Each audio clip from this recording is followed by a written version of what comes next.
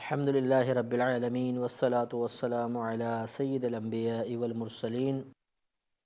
اما بعد فاعوذ باللہ من الشیطان الرجیم بسم اللہ الرحمن الرحیم۔ پچھلے پروگرام میں الحمد شریف کی تفسیر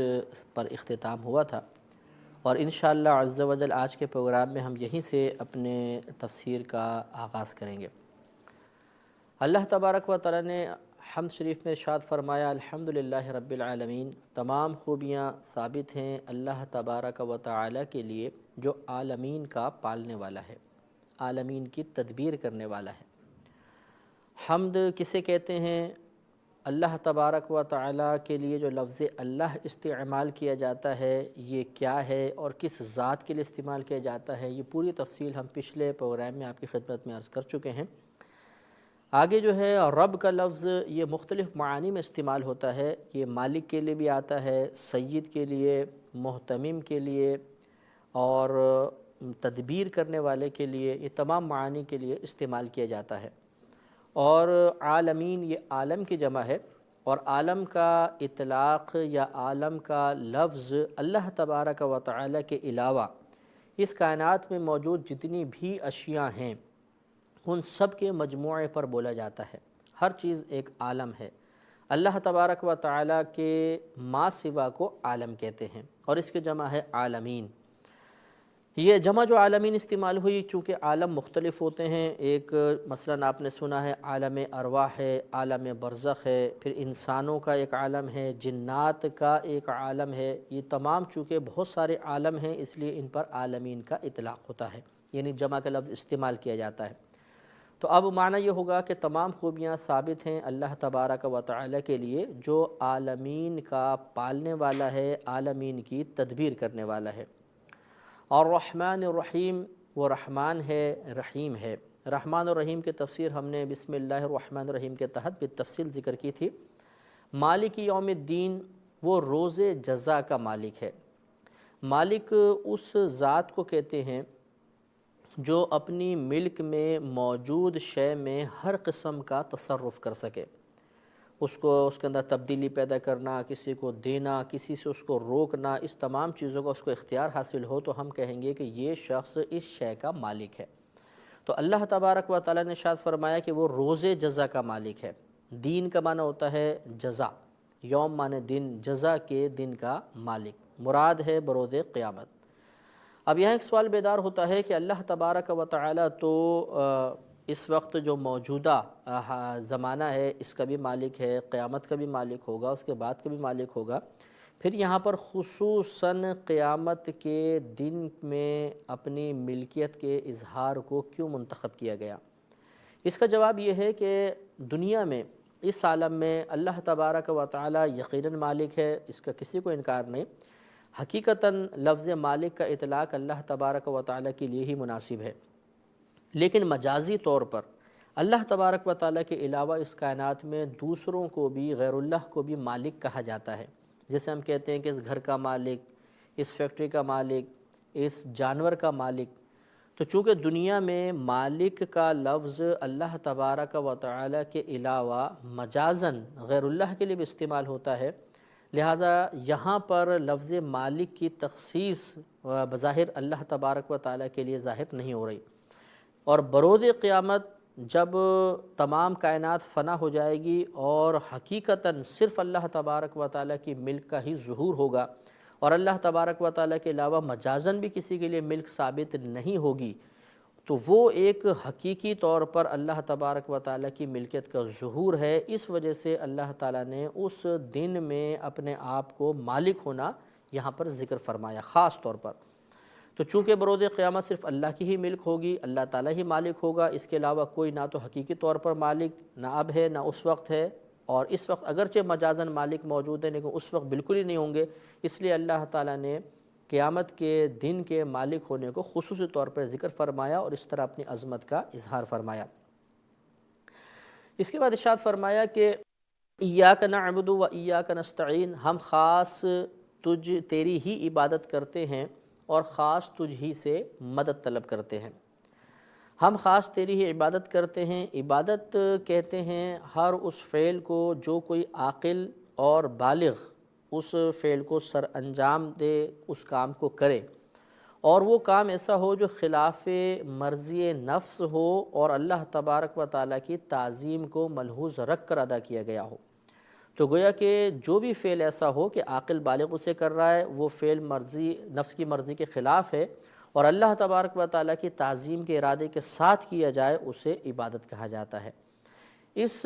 حصے میں شرک کی نفی ہے کہ ہم اللہ تبارک و تعالیٰ کے علاوہ کسی کو معبود نہیں سمجھتے، خاص اللہ کی ہی عبادت کرتے ہیں۔ پھر آگے ہے ایاک نستعین، اور ہم خاص تجھ ہی سے مدد طلب کرتے ہیں۔ طلب امداد جو خصوصاً اللہ تبارک و تعالیٰ سے کی جاتی ہے، اس سے مراد یہ ہے کہ فاعل حقیقی اور مؤثر حقیقی اللہ تبارک و تعالیٰ کی ذات پاک ہے۔ فاعل حقیقی یا مؤثر حقیقی کا مطلب یہ ہے کہ حقیقتاً طلب امداد اللہ سے ہی کرنی چاہیے اور حقیقتاً امداد اللہ ہی کرتا ہے۔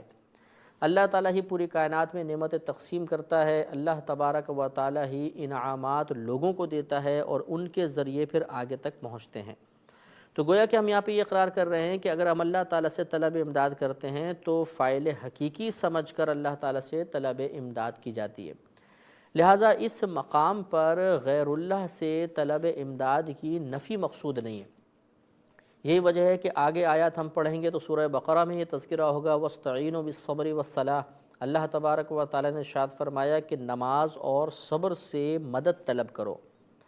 جس مادے سے، جن حروف سے نستعین بنا ہے، اسی سے وستعینو بھی بنا ہے، یعنی عون مادہ ہے، اور لفظ عون کا اطلاق مدد کرنے پر اور مددگار دونوں پر ہوتا ہے، یعنی اس کا معنی ہے مدد کرنا، مددگار کے لیے بھی استعمال ہوتا ہے۔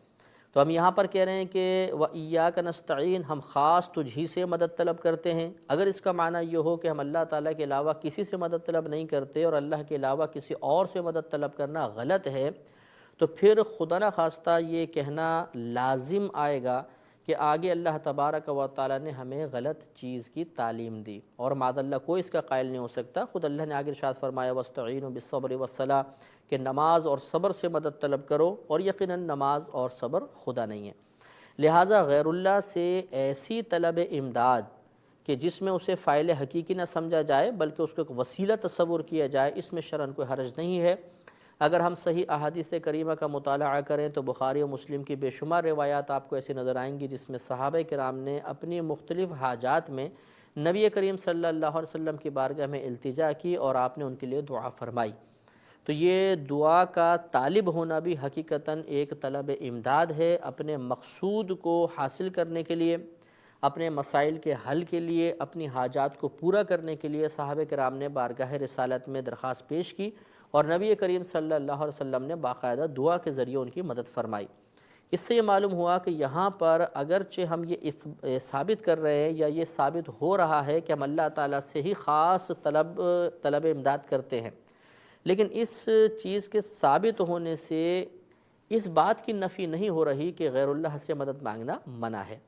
لہٰذا اگر ہم کسی سے طلب امداد کرتے ہیں، کچھ پیسے مانگتے ہیں، کسی اور کام میں مدد طلب کرتے ہیں، تو وہاں پر ہمارا نظریہ اور عقیدہ یہی ہونا چاہیے کہ حقیقتاً اس مقام پر بھی مدد کرنے والی ذات اللہ تبارک و تعالیٰ کی ہی ہے۔ یہ جو شخص ہے یا یہ جو چیز جس سے ہم طلب امداد کر رہے ہیں، یہ فقط اللہ تعالیٰ کی مدد کو ہم تک پہنچانے کا ایک وسیلہ ہے۔ اگر وسیلہ اور ذریعہ سمجھ کر ہم کسی سے مدد طلب کریں گے تو اس میں شرعاً کوئی حرج نہیں ہوگا۔ اور یہ ہر مسلمان کو اپنے ذہن میں ایک عقیدہ رکھنا چاہیے، ایک نظریہ رکھنا چاہیے، درست خیال اپنے ذہن میں یہی رکھنا چاہیے کہ طلب امداد اللہ تعالیٰ سے ہی مناسب اور اولیٰ ہے۔ اللہ تعالیٰ ہی حقیقت حاجت روا ہے، مشکل کشا ہے، وہ ہمارے معاملات کو سنوارتا ہے، ہماری حاجات کو پورا فرماتا ہے۔ اور احادیث کریمہ بھی اس قسم کے مضامین کی نشاندہی کرتی ہیں۔ ترمذی شریف صفحہ 361 پر حضرت ابن عباس رضی اللہ تعالی عنہ سے یہ مروی ہے کہ نبی کریم صلی اللہ علیہ وسلم نے ان سے ارشاد فرمایا کہ اے بیٹے، میں تمہیں چند باتوں کی تلقین کرتا ہوں، انہیں ہمیشہ یاد رکھنا۔ پھر آپ نے ارشاد فرمایا کہ اگر تم اللہ تبارک و تعالیٰ کو یاد رکھو گے تو اللہ تعالیٰ تمہاری حفاظت فرمائے گا۔ اگر تم اللہ تبارک و تعالیٰ کا ذکر کرو گے تو اللہ تعالیٰ کو تم اپنے سامنے پاؤ گے۔ اگر تم کوئی سوال کرنا چاہو تو اللہ تعالیٰ سے ہی سوال کرو، اگر مدد طلب کرنا چاہو تو اللہ تبارک و تعالیٰ سے ہی طلب امداد کرو۔ پھر ارشاد فرمایا کہ اگر پوری دنیا کے لوگ، تمام لوگ تمہیں کسی چیز کا نفع پہنچانے پر جمع ہو جائیں تو اتنا ہی نفع پہنچا سکتے ہیں جتنا اللہ تبارک و تعالی نے تمہاری قسمت میں لکھ دیا ہے، اور اگر تمام لوگ تمہیں نقصان پہنچانے پہ جمع ہو جائیں تو اتنا ہی نقصان پہنچا سکتے ہیں جتنا اللہ تبارک و تعالی نے تمہاری قسمت میں لکھا ہے۔ اس سے معلوم ہوا کہ خود نبی کریم صلی اللہ علیہ وسلم نے اللہ تبارک و تعالی سے طلب امداد کا حکم ارشاد فرمایا، لیکن چونکہ ساتھ ساتھ خود صحابہ کرام کا اپنی حاجات کے سلسلے میں دعا کی غرض سے بارگاہ رسالت میں حاضر ہونا ثابت ہے، اور ان کی اس درخواست پر آپ کا باقاعدہ دعا فرمانا اور دعا کے ذریعے اللہ تعالیٰ کی بارگاہ سے ان کو انعامات دلوانا بھی ثابت ہے۔ اس سے ثابت ہوتا ہے کہ جہاں نبی کریم صلی اللہ علیہ وسلم طلب امداد کے لیے صرف اللہ تبارک و تعالیٰ کی بارگاہ میں درخواست کرنے کی تلقین ارشاد فرما رہے ہیں، وہاں بھی مقصود یہی ہے کہ فاعل حقیقی سمجھ کر، مؤثر حقیقی سمجھ کر اللہ تبارک و تعالیٰ سے ہی طلب امداد کی جائے، اور اگر کوئی غیر اللہ سے مدد طلب کرتا ہے لیکن نظریہ یہ ہے کہ یہ صرف ایک اللہ کی بارگاہ سے انعام دلوانے کا وسیلہ ہے، حقیقتاً جو کچھ دے گا وہ اللہ تبارک و تعالی ہی دے گا، وہی عطا فرمائے گا، تو اس میں پھر شرعاً کوئی حرج نہیں رہتا ہے۔ آگے ارشاد فرمایا اہدنا الصراط المستقیم صراط الذین انعمت علیہم، اے اللہ تو ہمیں سیدھا راستہ چلا، ان لوگوں کا راستہ جن پر تو نے انعام فرمایا۔ اہدی یہ اس کا معنی ہے اے اللہ تو ہمیں ہدایت عطا فرما، تو سیدھا راستہ چلا۔ یہ ہدایت لفظ سے بنا ہے، اور ہدایت کا لغوی معنی ہوتا ہے راہ دکھانا، اور اصطلاحی طور پر شرعی لحاظ سے ہدایت کا اطلاق یا ہدایت کا لفظ دو معنی کے لیے استعمال ہوتا ہے، ایک ایصال الی المطلوب، دوسرا اراءۃ الطریق۔ ایصال الی المطلوب کا مطلب ہوتا ہے کہ مطلوب اور مقصود یا منزل تک پہنچا دینا، اور اراءۃ الطریق کا معنی ہوتا ہے راستہ دکھانا۔ ان دونوں میں فرق یہ ہوتا ہے کہ منزل تک پہنچانے کے بعد گمراہی نہیں ہوتی ہے، اور اراءۃ الطریق یعنی راستہ دکھانا، اس میں گمراہی ممکن ہے۔ تو مثال کے طور پہ یوں سمجھ لیجئے کہ جیسے کوئی شخص ہم سے کہتا ہے کہ میں فلاں مقام پہ جانا چاہتا ہوں، وہ کہاں ہے؟ ہم اسے کہیں آئیے ہمارے ساتھ بیٹھیے، ہم آپ کو اس مقام تک پہنچا دیتے ہیں، اور پھر ہم اس مقام تک اس کو پہنچا دیں اور کہیں کہ یہ ہے آپ کی منزل، تو اسے کہیں گے ایصال الی المطلوب۔ اور ایک ہے کہ کسی نے آ کے ہم سے پوچھا کہ فلاں جگہ کہاں ہے، میں وہاں جانا چاہتا ہوں، ہم نے کہا دیکھیے یہاں سے سیدھے جائیے گا، پھر رائٹ سائڈ مڑیے گا، پھر تھوڑا سا سیدھا چلیے گا، ایک راؤنڈ اباؤٹ آئے گا، اس سے لیفٹ سائڈ مڑ کر پھر چوتھی گلی میں آپ کی منزل ہے۔ اب یہ ہے اراءۃ الطریق، راستہ دکھانا۔ اس میں ممکن ہے کہ یہ شخص جب اس راستے پر چلے تو بھٹک جائے اور ہماری بتائی ہوئی باتیں اس کے ذہن میں نہ رہیں، اور کوئی اور درمیان میں اس کو گمراہ کر دے، کسی اور طرف نکل جائے، تو یہ ان دونوں میں فرق ہوتا ہے۔ تو لہٰذا یاد رکھیے کہ ایصال الی المطلوب یہ اللہ تبارک و تعالیٰ کے لیے استعمال ہوتا ہے، کیونکہ جب اللہ تعالیٰ کی طرف سے ہدایت عطا کر دی جائے تو اس سے مراد ہوتا ہے کہ اللہ تعالیٰ اسے منزل مقصود پر پہنچا دیتا ہے۔ اور اراءۃ الطریق یہ یعنی راستہ دکھانا، یہ انبیاء علیہم السلام کی شان ہوتی ہے، یا اولیاء کرام کا یہ مطلب حصہ ہوتا ہے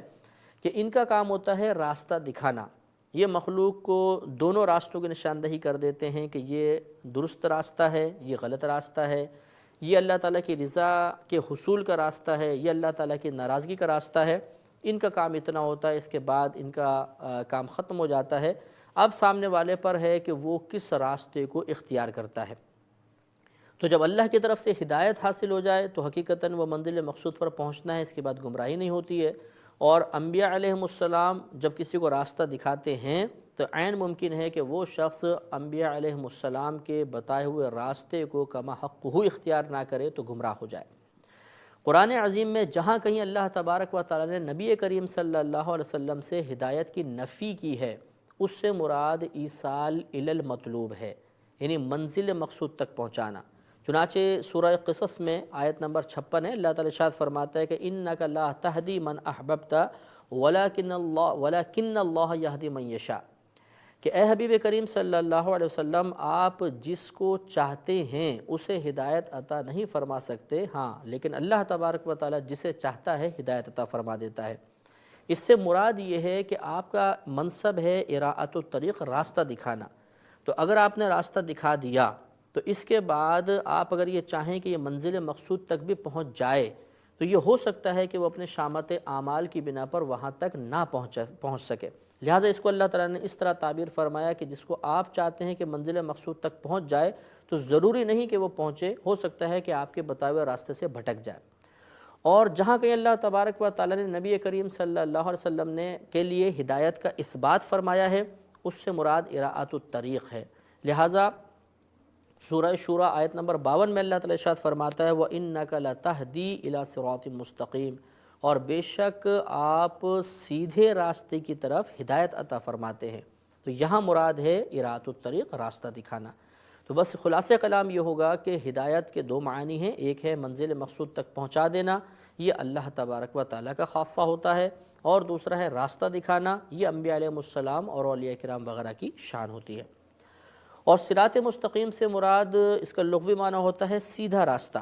اور شرعی اصطلاح میں صراط مستقیم سے مراد وہ عقائد ہیں، وہ نظریات ہیں کہ جن کو اختیار کرنے کے بعد انسان اللہ تبارک و تعالیٰ کی رضا اور اخروی فلاح و کامرانی حاصل کرنے میں کامیاب ہو سکتا ہے۔ لہذا گویا کہ ہم اللہ کی بارگاہ میں عرض کر رہے ہیں کہ اہدنا الصراط المستقیم، یا رب کریم ہمیں درست عقائد تک پہنچا دے، ان پر ہمیں استقامت عطا فرما، تاکہ ہم ان انعام یافتہ بندوں کے ساتھ ہو جائیں کہ جن پر تو نے پہلے انعام نازل فرمایا ہے۔ اب یہ انعام یافتہ بندے کون ہیں؟ اللہ تبارک و تعالیٰ نے سورہ نساء آیت نمبر 69 میں ارشاد فرمایا کہ وَمَن يُطِعِ اللَّهَ وَالرَّسُولَ فَأُولَٰئِكَ مَعَ الَّذِينَ أَنْعَمَ اللَّهُ عَلَيْهِمْ مِنَ النَّبِيِّينَ